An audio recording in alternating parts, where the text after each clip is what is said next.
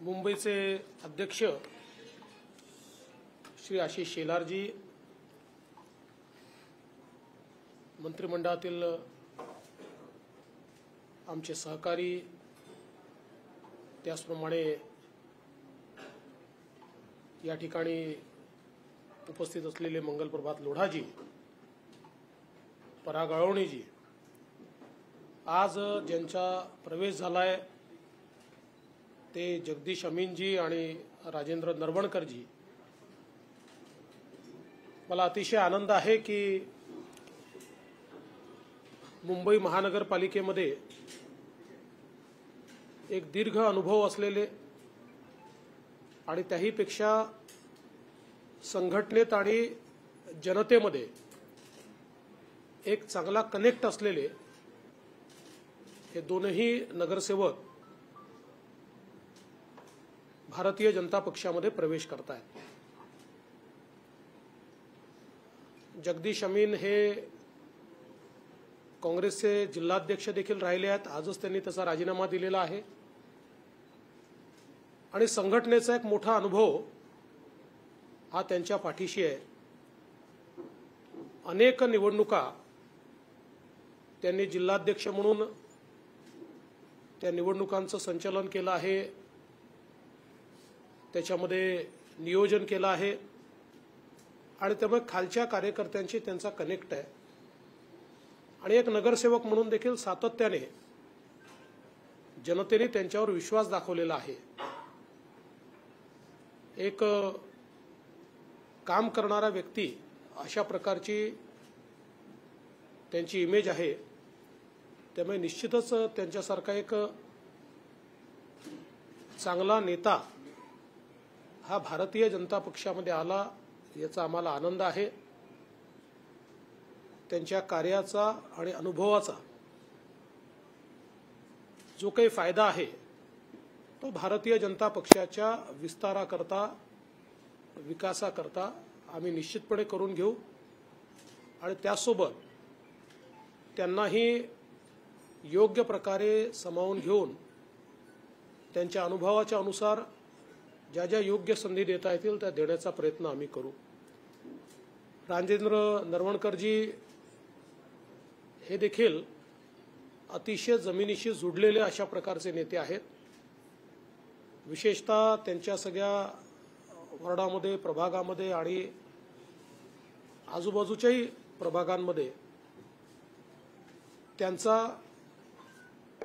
अतिशय सामान्यातल्या सामान्य माणसाशी कौटुंबिक अशा प्रकारचा कनेक्ट आहे, ज्याला आपण जमिनीशी जुडलेला नेता म्हणतो अशा प्रकारची प्रतिमा असलेले नरवणकरजी आहेत आणि मला असं वाटतं की त्यांचाही आज भारतीय जनता पक्षामध्ये जो काही प्रवेश झाला आहे त्यांनी अगदी स्पष्टपणे सांगितलं की राष्ट्रीय प्रवाहामध्ये काम करावं अशी माझी इच्छा होती आणि त्यामुळे मी हा निर्णय घेतला। त्यामुळे निश्चितपणे राष्ट्रीय प्रवाहामध्ये त्यांनी काम सुरू केलं आहे, त्याचा फायदा आम्हाला होईल। आमचे मंगलजी आहेत, या ठिकाणी मंगलजीच्या अनुभवाचा फायदा आणि मंगलजीचे हात देखील यामुळे बळकट होतील। परागजी पण आहेत आणि मला विश्वास आहे की आम्ही सगळे मिळून भारतीय जनता पक्षाला पुढे नेण्याकरता प्रयत्न करू। आमच्या संपर्कामध्ये मुंबई महापालिकेतील अनेक विविध पक्षातील माजी नगरसेवक आहेत, त्यातल्या बऱ्याच लोकांनी भारतीय जनता पक्षामध्ये प्रवेश करण्याची इच्छा दाखवली आहे। पण आम्ही एक क्रायटेरिया केलाय की ज्या माजी नगरसेवकांचा जनतेत कनेक्ट आहे अशा लोकांनाच आम्ही आमच्याकडे प्रवेश देणार आहोत।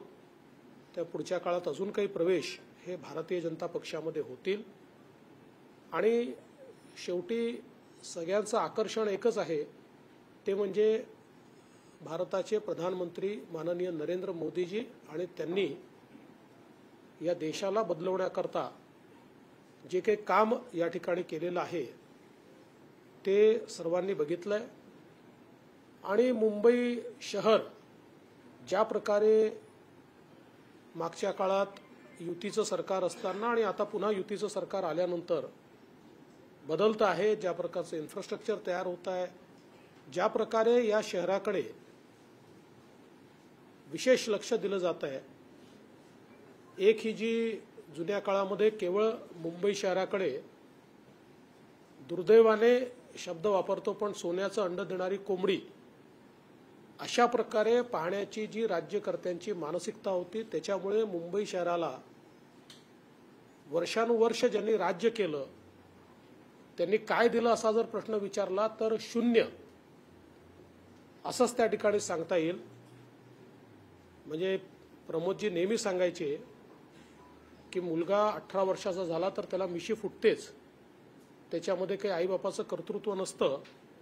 तशा प्रकारे मुंबईमध्ये जी काही थोडी बहुत कामं झाली ती स्वाभाविक अशा प्रकारची कामं त्यांच्या काळात झालेली आपल्याला पाहायला मिळाली. पण मुंबई शहराचा चेहरा मोहरा बदलण्याचं एकही प्रोजेक्ट हा त्यांच्या काळामध्ये ते करू शकले नाहीत. किंबहुना केवळ भाषणं करायची, भावनिक बोलायचं आणि मतं घेतल्यानंतर मुंबईकरांना विसरून जायचं, अशा प्रकारची जी रेजिम आपण बघितली. आणि अलीकडच्या काळात तर कोविडमधला भ्रष्टाचार, प्रेताच्या टाळूवरचं लोणी खाणे असा वाक्प्रचार वर्षानुवर्ष आपण वापरला. पण तो वाक्प्रचार म्हणजे नेमकं काय असतं तर ते बघायचं असेल तर कोविडच्या काळामध्ये मुंबई महानगरपालिकेमध्ये जो काही भ्रष्टाचार झाला, लोक मरत होते कारण ज्यांना कुठलाही एक्सपिरियन्स नाही, काल कंपनी तयार केली आणि आज त्यांना कोविड सेंटर दिलं आणि डॉक्टर न घेता, एम्प्लॉय न करता डॉक्टरांचे पैसे दिले गेले, नर्सेस नसताना नर्सेसचे पेमेंट दिले गेले आणि लोक मात्र तडफडून मरत होते. ही जी सगळी अवस्था आहे यातनं मुंबईला बाहेर काढायचं आणि लोकाभिमुख अशा प्रकारचं महानगरपालिकेचं शासन करायचं, या दृष्टीने आम्ही महायुती म्हणून एक चंग बांधलाय. ज्याही वेळी महापालिकेच्या निवडणुका होतील त्यावेळी निश्चितपणे आम्हाला बहुमत मिळेल आणि मुंबईला एक रिस्पॉन्सिव्ह अशा प्रकारचं महापालिका प्रशासन कसं असू शकतं हे आम्ही निश्चितपणे दाखवून देण्याचा प्रयत्न करू. आणि त्या प्रयत्नामध्ये हे जे काही नवीन साथीदार आम्हाला जगदीश अमीन आणि राजेंद्र नरवणकर यांच्या रूपाने मिळाले आहेत, मी त्यांचं अतिशय मनापासून स्वागत करतो आणि आमचे अध्यक्ष आशिष शेलारजी यांचं देखील अभिनंदन करतो आणि माझं बोलणं संपवतो. सर, एकीकडे मुंबई काँग्रेसला खिंडार पडत असताना महाराष्ट्र काँग्रेसमधील दिग्गज नेते अशोक चव्हाण भाजपाच्या संपर्कात आहेत, भाजपाच्या वाटेवर आहेत, अशी चर्चा सुरू आहे. काय सांगणार? मी तर तुमच्याचकडनं ऐकलं. असं आहे, मी एवढंच सांगू शकतो की काँग्रेसमधले अनेक चांगले नेते हे भारतीय जनता पक्षाच्या संपर्कात आहेत. ज्या प्रकारे काँग्रेस पक्ष गेले काही वर्षात वाटचाल करतोय त्यातनं कुठेतरी जनतेचे जे नेते आहेत, ज्यांचा जनतेशी कनेक्ट आहे, अशा लोकांची गुदमर त्या ठिकाणी होते. आणि म्हणून देशभरामध्ये हा ट्रेंड आपल्याला पाहायला मिळतोय की जनतेचे लोक हे भाजपमध्ये प्रवेश करतायत. त्यामुळे निश्चितपणे काही मोठे नेते भारतीय जनता पक्षाकडे येतील हा मला विश्वास आहे. आज मी तुम्हाला एवढंच सांगू शकतो, आगे आगे देखिए होता है क्या.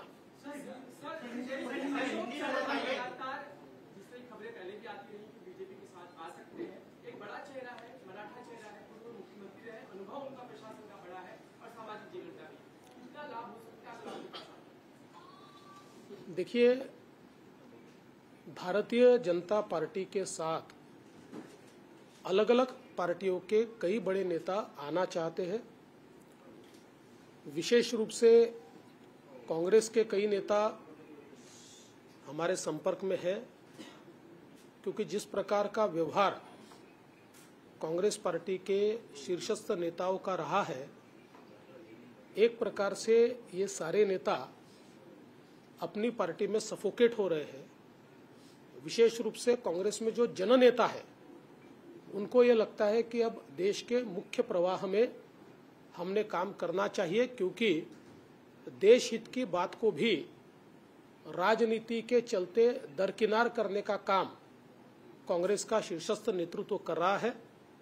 वहीं दूसरी ओर प्रधानमंत्री मोदी जी के नेतृत्व में जिस प्रकार से भारत लगातार प्रगति कर रहा है, इसको देखते हुए कई नेताओं को ये लगता है कि हमने देश की मुख्य धारा में काम करना चाहिए, जनता के लिए काम करना चाहिए। इसलिए कई लोग हमारे संपर्क में हैं। अब कौन कौन हमारे संपर्क में है, इसका खुलासा धीरे धीरे आपको होगा। तो मेरा आपको इतना ही कहना है, आगे आगे देखिए होता है क्या।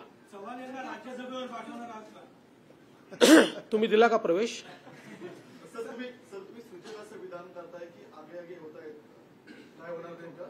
2019 ला पण आम्ही असं पाहिलं की 2019च्या शेवटच्या टप्प्यामध्ये अनेक काँग्रेसचे नेते, राष्ट्रवादीचे नेते भाजपाच्या गळाला लागताना पाहायला मिळाले। आता पहिले टार्गेट हे काँग्रेस असणार आहे की शिवसेनेत सुद्धा अनेक महत्त्वाचे नेते तुमच्या गळाला लागतील? नाही, आम्ही असं टार्गेट वगैरे घेऊन चालत नाही की बाबा यांना तोडायचं आहे, त्यांना तोडायचं आहे। पण हे खरंच आहे की सगळ्याच पक्षातले, महाविकास आघाडीतल्या सर्वच पक्षातले लोक काही ना काही प्रमाणात आमच्या संपर्कात असतात, आहेत। त्यातल्या अनेकांना हे वाटतंय की आपण जावं, त्यातले काही निर्णय करतायत, काही करू शकत नाहीये। पण आता ही गोष्ट मात्र मी तुम्हाला निश्चितपणे सांगतो की मोठ्या प्रमाणात भारतीय जनता पक्षासोबत जावं आणि मोदीजींसोबत जावं, विशेषतः ही भावना मात्र सर्व पक्षाच्या चांगल्या नेत्यांमध्ये आम्हाला पाहायला मिळते। काही आमदार आहेत जे बाहेर पडू शकतात, जे संपर्कात आहेत, की फक्त मोठे चेहरे संपर्कात? मी तुम्हाला सांगितलं, आगे आगे देखिए होता है क्या।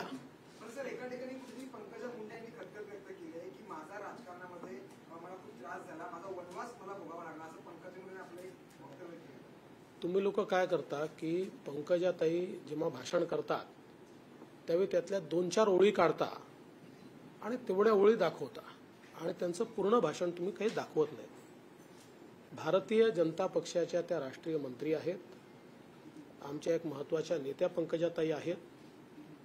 त्यांचं अंडरस्टँडिंग पक्षाच्या संदर्भात अगदी पक्का आहे। त्यामुळे अशा प्रकारे सिलेक्टिव्ह गोष्टी सांगून मला असं वाटतं की विनाकारण त्यांच्या प्रतिमेला काहीतरी त्या ठिकाणी दुखापत होईल, अशा प्रकारचं काम करणं योग्य नाहीये। पक्षामध्ये त्यांचा सन्मान होता आहे आणि पुढेही राहीलच।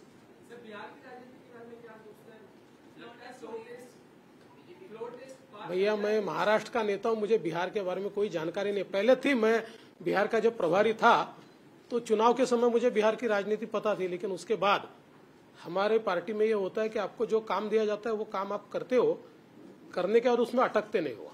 हमको गीता में कहा है ना, कर्म करते रहो, वैसे हम कर्म करते हैं। उद्धव ठाकरेंनी असं म्हटलं की निवडणूक डोळ्यासमोर ठेवून भारतरत्न दिले जात आहे।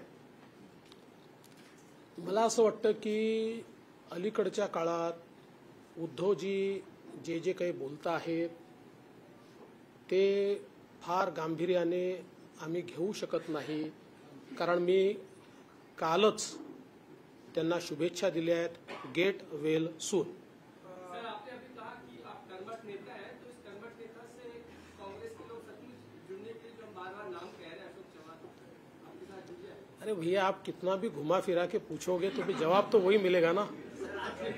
मैं कर्मठ हूं कि नहीं मालूम नहीं, पर थोड़ा सीजन तो पक्का हूं। सर मल्लिकार्जुन खरगे यांनी असं म्हटलंय की ब्रिटिशांच्या काळामध्ये संघ ब्रिटिशांचा एजंट म्हणून काम करायचे आणि ब्रिटिशांना मदत करायची, असं मल्लिकार्जुन खरगे। आता असं आहे, जर आम्ही म्हटलं काँग्रेस पार्टीच ब्रिटिश माणसांनी काढली, ब्रिटिशांनी काढली किंवा विदेशी बाहिनी माणसांनी काढली, तर त्याचा काय अर्थ आहे? त्याच्यामुळे विनाकारण असे स्टेटमेंट आता म्हणजे हा काँग्रेसचा प्रॉब्लेमच आहे की अजूनही ते जुन्या खोट्या गोष्टी त्यांना असं वाटतं. एक काळ होता की ते खोटं बोलायचे आणि काही लोकांना खरं वाटायचं.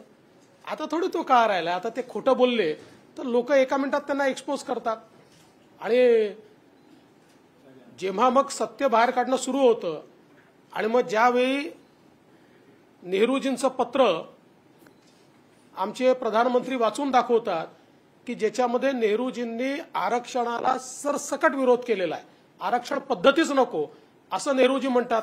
असं म्हटल्याबरोबर म्हणतात तुम्ही इतिहासात का जाता, नेहरूजींना का टार्गेट करता. हे दुटप्पी लोक आहेत. सर, 1 नवंबर को नेवी ऑफिसर्स को कतार के द्वारा छोड़ा गया है. Do you think that this is a big diplomatic win for Modi? 100% it is a very big diplomatic win. ये बहुत महत्वपूर्ण है और मुझे ये लगता है कि मोदी सरकार ने हमेशा हमारे भारतीय मूल के जो लोग हैं या जो हमारे भारतीय नागरिक हैं, किसी भी मुसीबत में वो जाए तो अपनी क्षमता से आगे जाकर उनको मदद की है, विपदा से और आपदा से उनको निकाला है. और मैं ऐसा मानता हूं कि नए भारत में जिस प्रकार से मोदी सरकार ने अपनी डिप्लोमेसी को एस्टैब्लिश किया है, आज दुनिया की सारी सरकारें और सारी ताकतें भारत के साथ अच्छा रिश्ता रखना चाहती है. तो मुझे लगता है कि निश्चित रूप से सभी भारतीयों को ये जो बात आज हुई है इससे बहुत हर्ष है, बहुत आनंद है. चलिए, थैंक यू.